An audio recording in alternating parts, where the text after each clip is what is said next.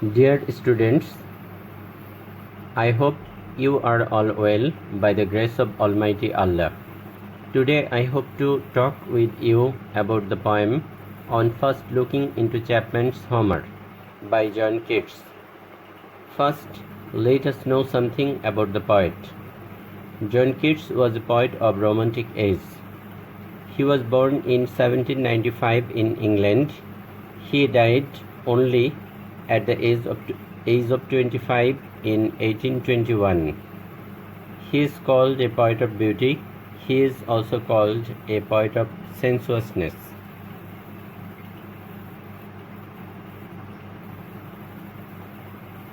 Now, let us know something about Homer. Homer was an ancient Greek poet.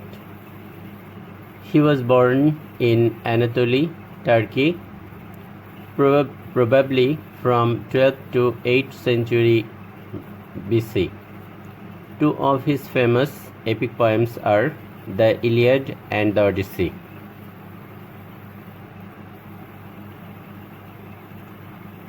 Theme of the poem. On First Looking into Chapman's Homer is a sonnet by John Keats. In this poem, John Keats expresses his profound delight when he was first able to read the poems of the great poet Homer. Homer was one of the greatest poets of all time. His two famous epic poems are the Iliad and the Odyssey. Not much is known about Homer. He was born probably in 12th to 8th century BC in present-day Anatolia, Turkey. He was an ancient Greek poet. John Keats did not know the Greek language well, so he was unable to read the poems of Homer. At last, a copy of the translation of Homer by the English writer Chapman reached him. He was able to read the English translation of Homer's poems. His joys knew no bounds.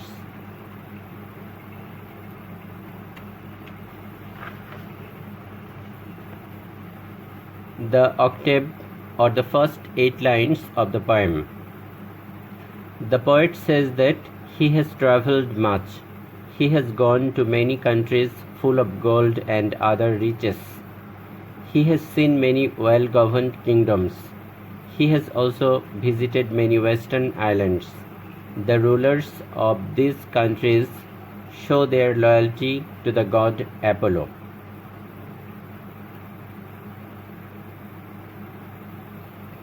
He has heard of a great kingdom which is ruled by wise King Homer, but he did not have the opportunity to visit that kingdom. He could not breathe the calm air of that place. While Keats says about his visit to different kingdoms, we should not take these visits literally. We should take them metaphorically. Keats here does not say about real kingdoms. He tells about the kingdom of poetry. The realm of poetry is not governed by kings, but by poets. What Keats wants to express in the first 8 lines is that he has studied much poetry composed by great poets. He has enjoyed poetry composed by the Western poets. But one great poet by the name of Homer is beyond his reach, because that poet composed poetry in a language which is unknown to him. But at last he could collect a book of that great poet translated in English by the Elizabethan writer Chapman. When he began to read the book, his joys knew no bounds.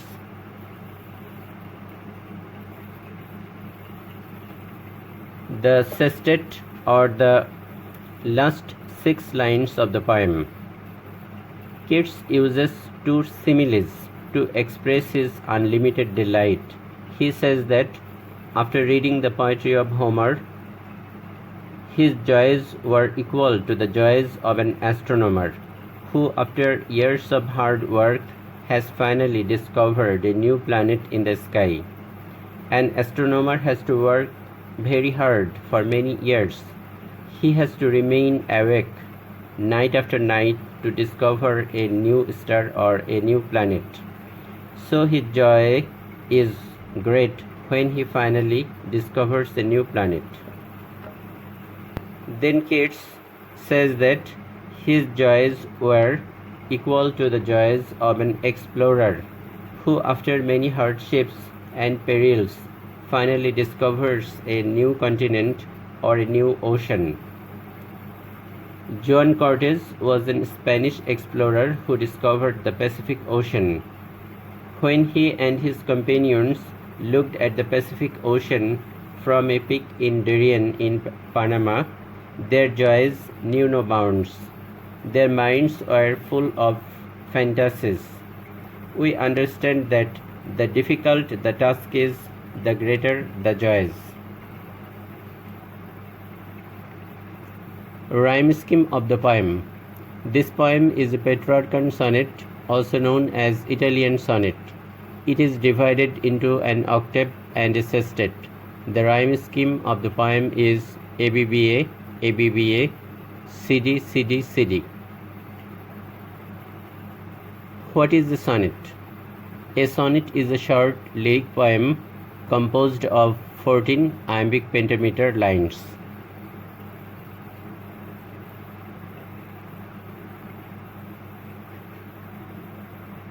এখন আমরা কবিতাটির বাংলা অনুবাদ করব। On first looking into Chapman's Homer.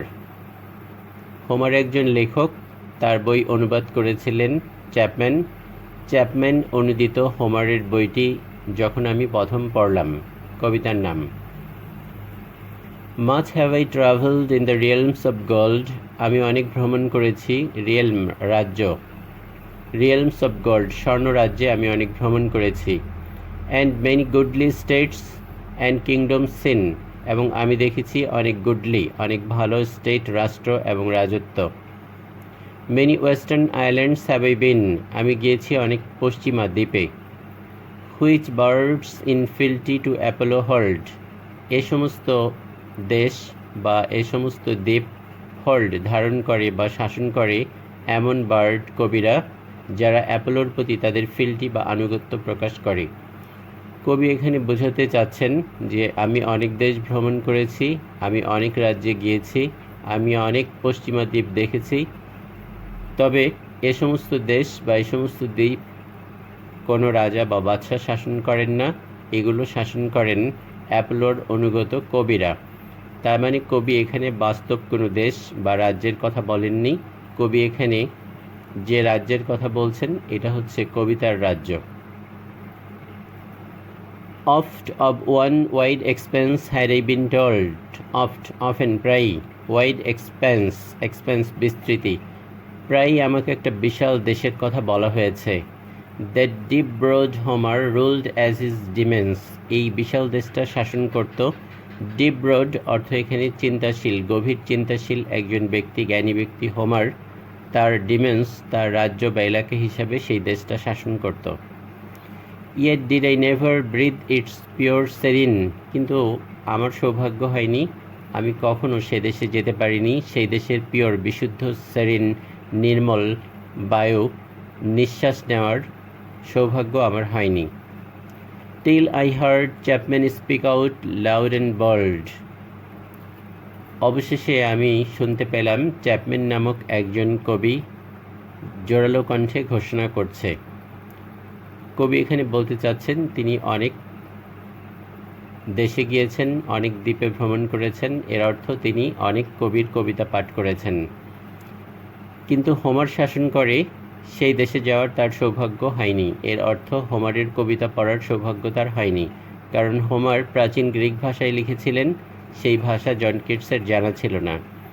অবশেষে Chapman নামক একজন কবি বা একজন লেখক হোমারের কবিতা অনুবাদ করলেন, এভাবে হোমারের কবিতা পড়ার সুযোগ জন কিটসের হয়ে গেল। Then felt I like some watcher of the skies, যখন আমি হোমারের কবিতা পড়লাম কতটুকু আনন্দ লেগেছিল আমার, আমি কতটুকু অভিভূত হয়েছিলাম, আমার আনন্দের সাথে তুলনা করা যায় একজন ব্যক্তির সাথে যিনি রাতের পর রাত আকাশের দিকে তাকিয়ে থাকেন। Watcher of the sky, watcher মানে যে ব্যক্তি তাকিয়ে থাকেন। এখানে একজন জ্যোতিষী বা একজন অ্যাস্ট্রোনমারের কথা বলা হয়েছে, যিনি রাতের আকাশের দিকে তাকিয়ে থাকেন দিনের পর দিন নতুন একটা তারা বা নতুন একটা গ্রহ আবিষ্কারের আশায়। When a new planet swims into his can, অবশেষে তার সৌভাগ্যের দিনটি এলো। অবশেষে তিনি দেখলেন সত্যি নতুন একটা প্ল্যানেট নক্ষত্র সুইম সাঁতার কেটে বা ভেসে তার কেন তার দৃষ্টিসীমায় আসছে। তিনি নতুন একটা নক্ষত্র আবিষ্কারের সক্ষম হলেন। তিনি আনন্দে অভিভূত হয়ে পড়লেন। হোমারের বই পড়ার পরে কবির আনন্দের অনুভূতি এরূপই হয়েছিল। কবি এখানে দুইটা সিমিলি ব্যবহার করেছেন।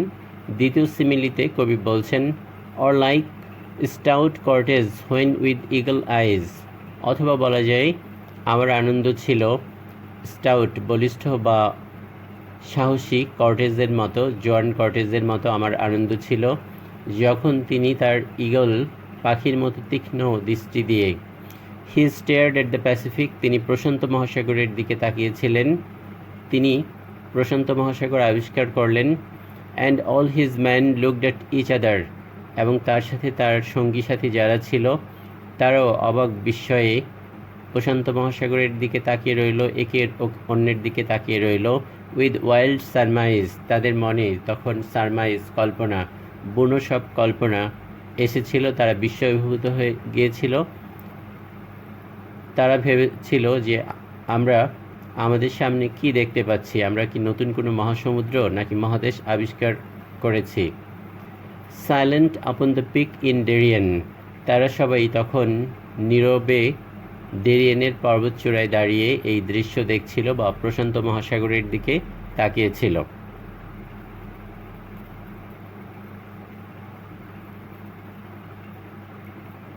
ওকে, সকলকে শহীদ স্মৃতি সরকারি কলেজের ইংরেজি বিভাগের পক্ষ থেকে ধন্যবাদ ভিডিওটি দেখার জন্য।